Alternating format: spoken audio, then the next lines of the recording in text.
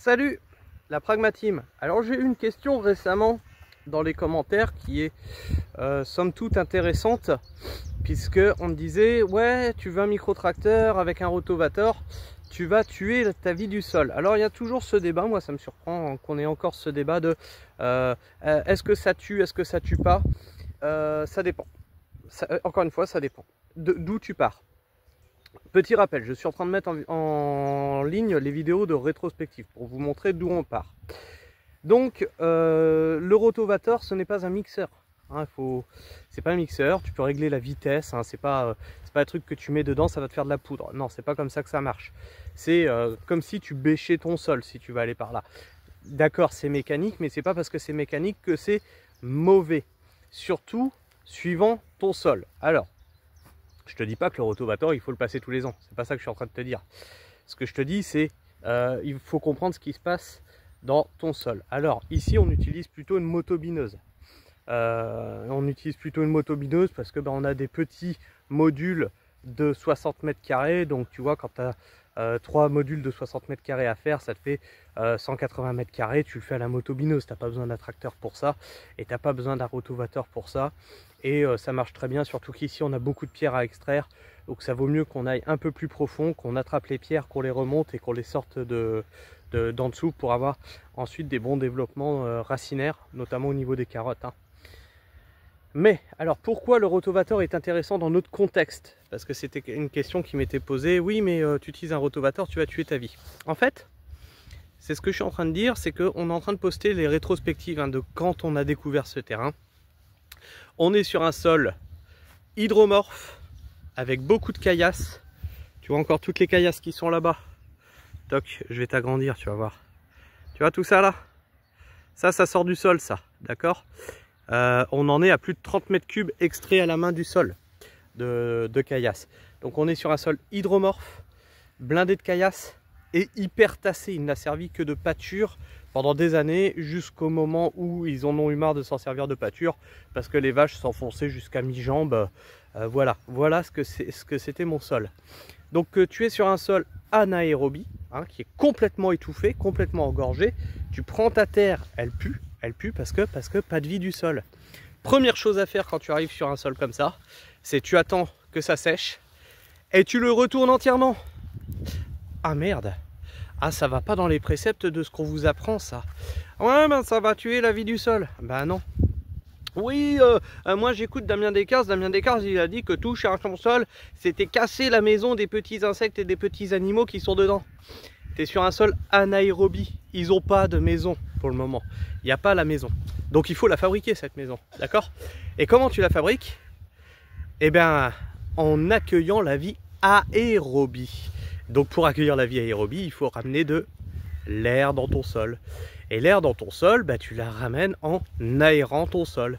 D'où l'utilisation rotovator ou motobineuse. Alors encore une fois, hein, comme je vous disais, hein, c'est pas utilisé tous les ans, hein. Ici par exemple, il n'y a pas eu. Tu vois, toc. Ici, il n'y a pas eu. Et tu vois que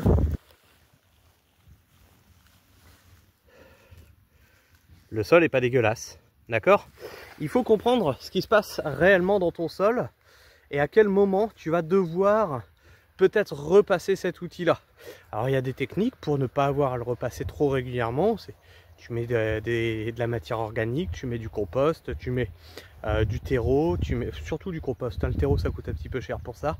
Mais les maraîchers du 19e siècle par exemple, ils passaient 5 mm de terreau sur leur plate-bande de façon à conserver le travail qui avait été fait en amont, tu vois.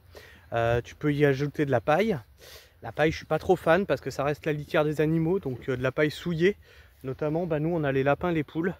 Ça revient sur les plates-bandes. Et comme je disais, on a acheté un broyeur. Ben, le broyeur, c'est thermique aussi, hein. Et malgré tout, il utilise de l'essence, mais va rendre des services ensuite à la biodiversité en broyant du bois. Et ce bois revient au sol. D'accord? L'autre solution, c'est une solution aussi que vous n'aimez pas, c'est le bâchage. Le bâchage permet de garder une vie dans le sol. Alors là, on a les aficionados du oh non, mon Dieu, la bâche, c'est du plastique, nanoplastique, et c'est du pétrole, etc., etc. Et du coup, c'est pas bon pour ton sol. Et du coup, ça va tuer ta vie du sol. J'ai même eu ça étouffe le sol. Ah, quand même. Essaye juste voir de poser une poubelle, tu vois, noire, sur ton sol quelque part, et tu la soulèves en plein été. Je t'assure, tu vas voir, c'est magique. C'est resté humide, tu as des cloportes, tu as des vers de terre, tu as tout ce qu'il faut en dessous. Pourquoi?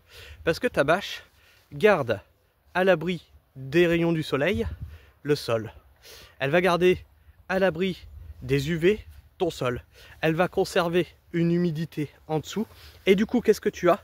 Tu as chaleur plus 0 UV plus humidité, moiteur, tout ce qu'il faut pour développer la vie bactériologique dont ton sol a besoin. Littéralement, ta vie du sol bouffe du carbone et te chie de l'azote. Littéralement. Ici, on me dit toujours, mais qu'est-ce que tu as ajouté à ton sol pour qu'il soit noir? Rien en fait, rien. Le fait de l'avoir retourné, l'avoir aéré, ça a permis de développer la vie aérobie et donc de redonner vie à ce sol. J'ai pas rajouté de terreau ou quoi que ce soit. Ce que j'ai rajouté, c'est, je vous l'ai déjà expliqué dans plusieurs vidéos, c'est mes résidus de culture. Quand je désherbe, je laisse mon herbe au sol. Des fois, je mets de la paille et la paille, elle est retournée ensuite. Alors ça, c'est souvent quand tu dois retourner ton sol, tu sais que tu vas devoir le retourner. Et ben l'année d'avant, tu mets de la paille à ton sol et ensuite, fin d'année, tu retournes ta paille avec ton sol. Tu ajoutes du carbone dans ce sol qui s'est tassé, ce qui permet de rajouter de la matière carbonée et donc de se mélanger avec cette argile, parce que ce qui fait que ça se tasse, c'est l'argile et les limons. Ça se mélange et ensuite tu retrouves une texture de terre plus agréable, plus tendre, comme je vous ai montré. Et ça permet aussi de nourrir ta vie du sol. Elle en a besoin de ce carbone là à bouffer, bien entendu. Donc quand ton sol se retasse, c'est qu'elle a besoin, tu as peut-être besoin d'un apport de carbone. Donc l'année d'avant, tu remets un petit peu de paille, tu remets un petit peu de copeaux de bois, peu importe que ce soit du BRF ou du copeau. Alors, ne fais pas comme certains que j'ai vu faire, de ramener 20 cm à 30 cm de copeaux de bois sur un sol qui n'a pas été retourné, qui n'a pas de vie aérobie. C'est des coûts justement à avoir des problèmes et tu peux flinguer un sol comme ça, pas de façon définitive, mais tu peux le flinguer pour de bon. Il va avoir du mal à s'en remettre si tu n'as pas la vie du sol capable de manger ce que tu lui ramènes dessus. C'est comme si tu sortais un mec qui avait été emprisonné, qui n'avait pas eu à manger, qui avait eu juste de quoi survivre à manger, et que tu lui donnais des super plats riches en gras, riches en sucre. Qu'est-ce qui va se passer? Il va tomber malade, il peut même en mourir. Il peut même en mourir. C'est ce qui s'était passé après la Seconde Guerre mondiale, à la Libération. Les Américains devaient garder les prisonniers dans les camps et leur redonner à manger au fur et à mesure pour qu'ils reprennent l'habitude de manger comme il faut. Ça peut être désastreux d'amener énormément de nourriture sur un sol immature. Vraiment, faites gaffe à ça, faites pas les cons. Refabriquer un sol par-dessus le sol, moi je veux bien, mais dans certaines conditions. Donc, pourquoi l'utilisation du rotovator? Pour aérer ton sol. Pour aérer ton sol, tu ne pars pas d'un sol béton pour en faire un sol vivant qui va accueillir des légumes. C'est pas possible. Ceux qui vous disent ça, je le redis, ce sont soit des menteurs, soit des extrêmes chanceux. Limite, joue au loto, tu auras plus de chances de gagner. Si ton sol c'est du béton à la base, tu n'en feras pas grand chose si tu ne passes aucun outil dedans. D'accord? Qu'est-ce que je peux vous dire d'autre là-dessus? Je pense qu'on a fait le tour. Oui, si, il y a des périodes aussi pour passer ces outils-là. Tu ne vas pas les passer au mois de septembre, octobre, novembre, décembre jusqu'à février. Il faut éviter. Il faut éviter parce que c'est là où justement ta vie du sol, elle est en haut. Elle est à la limite de la surface. Plus tu vas avancer dans l'été, plus la vie du sol, avec le manque d'humidité et la chaleur qui tape sur le sol, va s'enfoncer dans la terre. Donc plus tu t'approches de l'été, plus tu es dans l'été, plus tu vas avoir de chances de travailler ton sol sans flinguer ta vie du sol. Cela dit aussi, plus tu arrives en été, plus ton sol va se bétonner. Alors il faut trouver le juste milieu. Moi je vous dirais à partir de mars-avril, tu commences à travailler ça si tu peux. Hein. Si tu n'es pas sur un sol qui est complètement inondé comme l'était le nôtre. Sinon t'attends mai. Mais normalement en mai tu devrais pas être mal. Et tu verras que tu gagneras plus de vie du sol que tu vas la détruire en vérité. Voilà, j'espère avoir fait le tour de tout ça. Si vous avez encore des questions, n'hésitez pas à les poser. Hein. J'essaierai d'y répondre dans les moyens que j'ai, hein, les connaissances que j'ai pour vous répondre. Sur ce, moi je vous fais la bise. Prenez soin du sol et restez pragmatiques. Ciao.